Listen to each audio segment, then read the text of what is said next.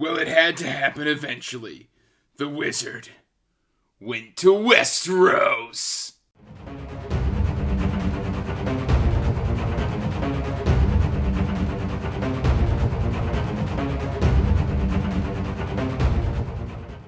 Hey everyone, welcome back to Andrew's Wizardly Reads, and as always guys, I'm here to talk about science fiction and fantasy books. But before we get into that, do me a quick favor and like this video and hit that subscribe button, as it does help the channel grow. And while you're over there, check the description box down below for the link to the Wizardly Joy Discord, as well as links to all my social media, including information about my Patreon.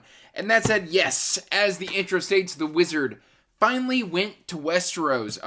There is a wonderful read-along being hosted by my good friend Joanna, and so it felt like the right time to finally jump in and read A Game of Thrones. And if you're wondering, is this going to be a non-spoiler review? Well, no, this isn't actually a review. I feel it's kind of silly at this point in time to do a review of A Game of Thrones. Instead, I'm gonna kind of do my initial reaction, my thoughts, my feelings. Where does this stack up? What worked for me and what didn't. Because frankly, like, if you've seen the first season of the show, you've read the book. And that's actually a great place to start. Because my goodness, other than a couple key things, one of the most faithful book to television adaptations I have ever had the pleasure of not only watching, but reading. A little bit of backstory on A Game of Thrones. So, of course, when the world craze, not the national craze, the world craze happened, I watched A Game of Thrones.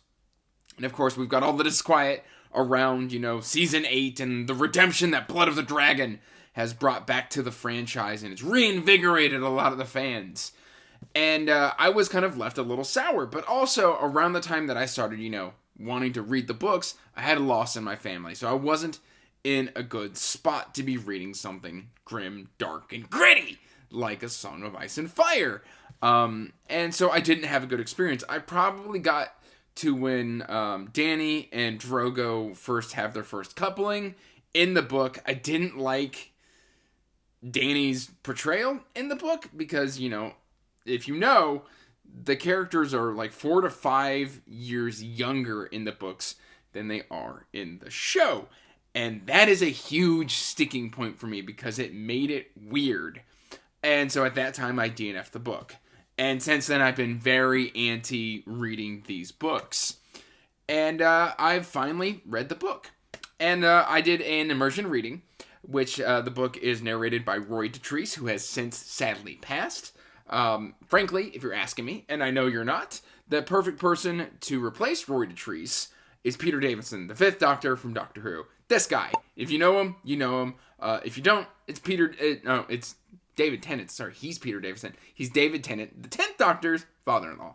Anyway, that out of the way, I think Peter Davison sounds a lot like Roy Dotrice.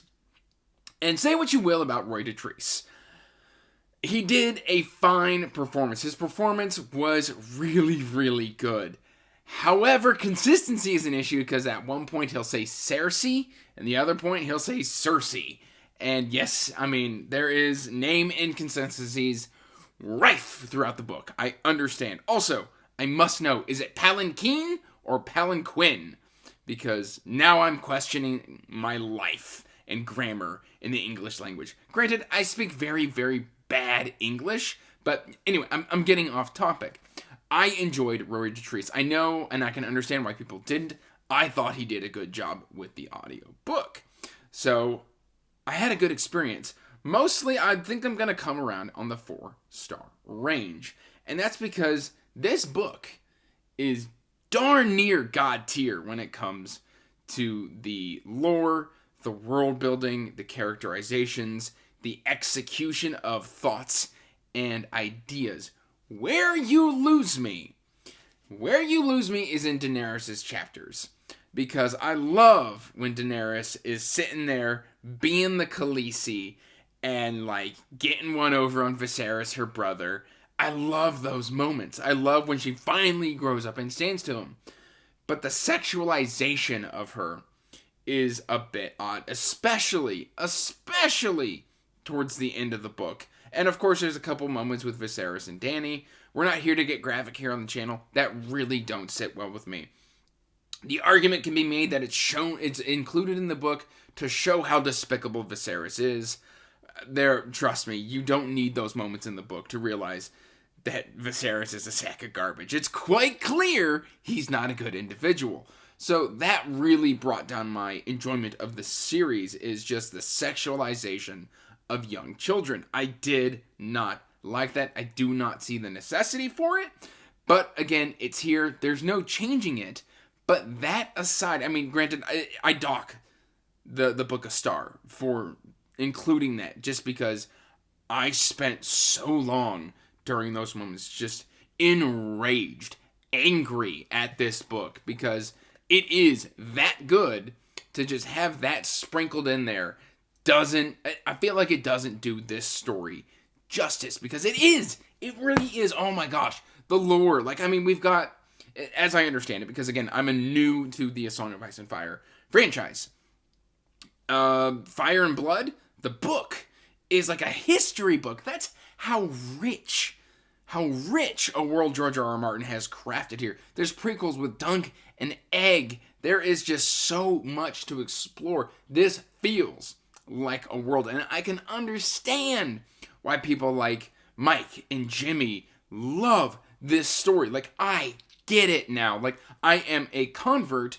Like, the book won me over. Like, the sexualization stuff aside, the book I couldn't not love it. Like, from film to TV, Tyrion is my boy. Like, Tyrion was probably my favorite POV. Catelyn Stark was done very well.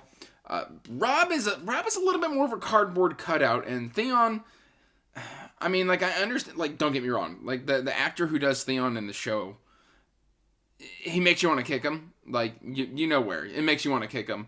Not that it's going to do a lot of good, but it makes you want to kick him. And I can kind of get that, because he's just skeevy in the book. He's skeevy. He's a little skeevier than I think he was on the television show.